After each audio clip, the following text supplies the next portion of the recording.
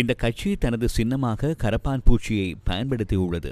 கரப்பான் பூச்சி மக்கள் கட்சி இதுவரை ஒரு உத்தியோகபூர்வ அரசியல் கட்சியாக பதிவு செய்யப்படவில்லை. இருப்பினும் பெருமளவிலான பின்தொடர்பவர்கள் இந்த கட்சியை சுற்றி ஒன்றிணைந்துள்ளமை இந்திய அரசியலில் தாக்கத்தை ஏற்படுத்துமா என்பது குறித்து தற்போது பலத்த விவாதங்கள் எழுந்துள்ளன. நேபாளம், பங்களாதேஷ் மற்றும் இந்தோனேஷியா போன்ற நாடுகளில் சமூக ஊடகங்கள் ஊடாக அதிருப்தி அடைந்த இளைஞர்களை வழிநடத்திய இதுபோன்ற இயக்கங்கள் காரணமாக பொருளாதார நடவடிக்கைகளுக்கு பாதிப்புகள் ஏற்பட்டதுடன் அரசியல் ஸ்திரத்தன்மைக்கும் அச்சுறுத்தல்கள் ஏற்பட்டன. கரப்பான் பூச்சி மக்கள் கட்சி எதிர்வரும் சனிக்கிழமை புதுடில்லியில் போராட்டம் ஒன்றை நடத்த திட்டமிட்டுள்ளதாக கூறப்படுகிறது. அது அவர்களின் உண்மையான மக்கள் செல்வாக்கை அளவிடுவதற்கான முதல் முயற்சியாக அமையும். சமூக ஊடகங்கள் மூலம் பிரபல்யம் அடைந்த இந்தியாவின் இளைஞர் அரசியல் இயக்கமாக இந்த கட்சி பிரபலமாகியுள்ளது.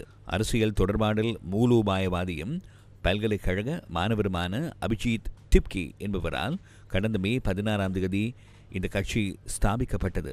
ஒரு குறிப்பிட்ட வழக்கு விசாரணையின் போது இந்தியாவின் தலைமை நீதியரசர் சூரியகாந்த் வேலையற்ற சில இளைஞர்களை ஒட்டுண்ணிகள் என்றும் கரப்பான் பூச்சிகள் என்றும் குறிப்பிட்டதற்கு ஆக்கப்பூர்வமான முறையில் பதிலடி கொடுக்கும் வகையிலேயே இது ஆரம்பிக்கப்பட்டுள்ளது. சிஜேபி கட்சி தனது இணையதளத்தில் தங்களை சோம்பேறி மற்றும் வேலையற்ற மக்களின் குரல் என்று அடையாளப்படுத்தியுள்ளமை குறிப்பிடத்தக்கதாகும். எதிர்வரும் சனிக்கிழமை புதுடில்லியில் நடத்த திட்டமிடப்பட்டுள்ள இந்த கட்சியின் போராட்டத்தை முழு உலகமும் உன்னிப்பாக அவதானித்துக் கொண்டிருக்கிறது.